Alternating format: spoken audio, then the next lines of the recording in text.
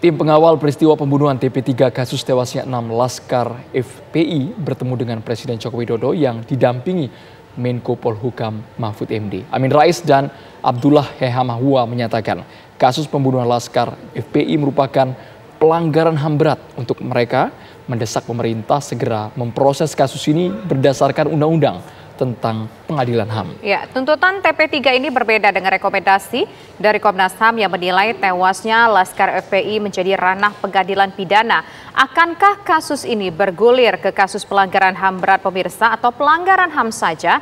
Lalu apa sikap dari pemerintah atas dua rekomendasi ini? Saat ini telah bergabung bersama kami sudah ada anggota TP3 Abdullah Hehamahua, kemudian juga ada Komisioner Komnas HAM yaitu ada Amiruddin. Selamat sore Bapak-Bapak. Selamat sore. Ya, pertama saya ingin ke Pak Abdullah terlebih dahulu. Pak, apa yang disampaikan kepada Presiden Pak dalam pertemuan yang katanya berlangsung hanya singkat 15 menit itu?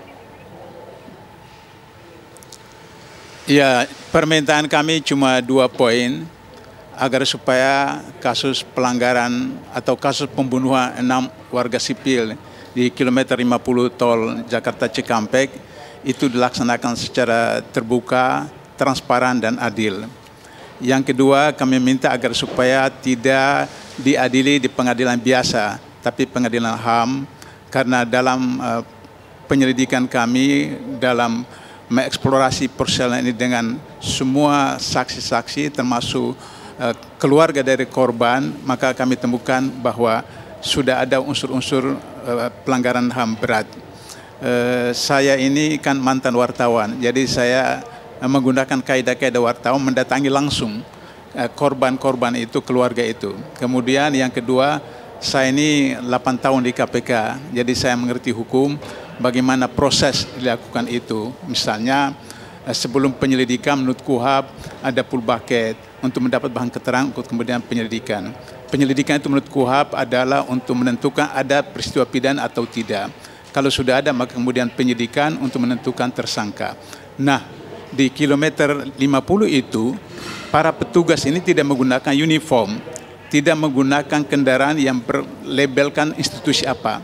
Sementara mereka ini mengawal pemimpin mereka. Maka menurut logika orang awam, jika ada orang dari datang untuk menyabot, untuk menyalip apa, berarti ini penjahat, ini perampok. Sehingga demikian mereka harus melakukan perlawanan.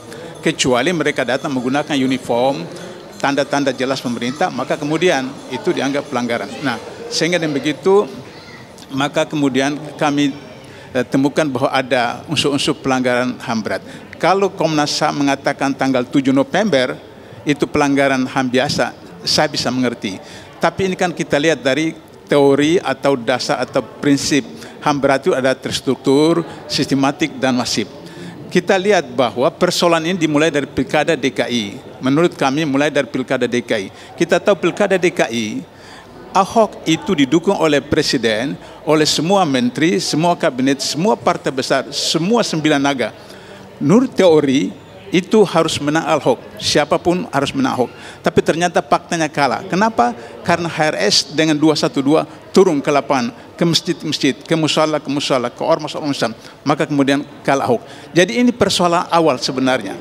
Sehingga kemudian bagaimana agar supaya direkayasa sehingga HRS dan orang-orangnya dinistakan, depolitisasi dan kemudian dipersekusi sampai kemudian beliau harus hijrah ke Malaysia. Nah, ketika saya bertemu dengan beliau di Mekah akhir 2019, beliau memperlihatkan kepada saya dengan teman-teman ada keterangan dari imigrasi Arab Saudi bahwa mereka mendapat tekanan dari pemerintah Indonesia agar supaya mereka tidak boleh mengizinkan HRS itu keluar dari Arab Saudi. Bahkan menurut HRS, ada dari Malaysia datang untuk memberi jaminan untuk tinggal di Malaysia sebagai warga negara khusus. Tapi kita fokus kepada ini Pak Abdullah, kita fokus kepada pembicaraan TP3 terhadap Presiden Pak. Kita fokus saja kepada desakan dari TP3 terhadap Presiden. Harapannya seperti apa Pak Abdullah? Kan ini saya mau buktikan bahwa ini pelanggaran HAM berat yang disebut dengan struktur itulah mulai dari Pilkada DKI sampai kemudian ketika kemudian ada COVID-19, kemudian pertemuan di Tanah Abang, terus kemudian dikenakan sanksi 50 juta dibayar tunai, kemudian datang acara keluarga di Bogor, kemudian dibuntuti oleh petugas sampai ke kilometer 50 dan terjadi seperti itu. Jadi ini sistematis seperti itu. Kemudian bagaimana itu masif dalam 1 hari setelah FPI dibubarkan, maka kemudian akhirnya petugas-petugas tidak hanya polisi, tentara turut menurunkan baleho-baleho tidak hanya di Jakarta sampai di daerah-daerah. Sejak kapan tentara itu punya tugas untuk menurunkan baleho, menurunkan spanduk? Itu tugas Hansip, seperti itu. Itu contoh tentang bagaimana masifnya peristiwa kilometer 50 itu. Oke, itu, Pak. Mas. Pak, tapi apakah bukti-bukti yang Bapak sampaikan, data-data yang Bapak punya tersebut, Bapak paparkan, Bapak bawa juga, mungkin katakanlah dalam bentuk presentase ataupun juga mungkin dalam bentuk fisiknya kepada Presiden yang didampingi Menko Polhukam juga? Kami sudah siapkan untuk buku putih terdiri 2 jilid. Nah, 2 jilid itu akan kami sampaikan bukan hanya kepada Presiden, bukan hanya kepada Jaksa Agung, bukan hanya kepada kepolisian, kepada Komnas HAM dan seluruh lembaga-lembaga internasional. Itu akan kami sampaikan buku putih dalam bentuk 2 jilid.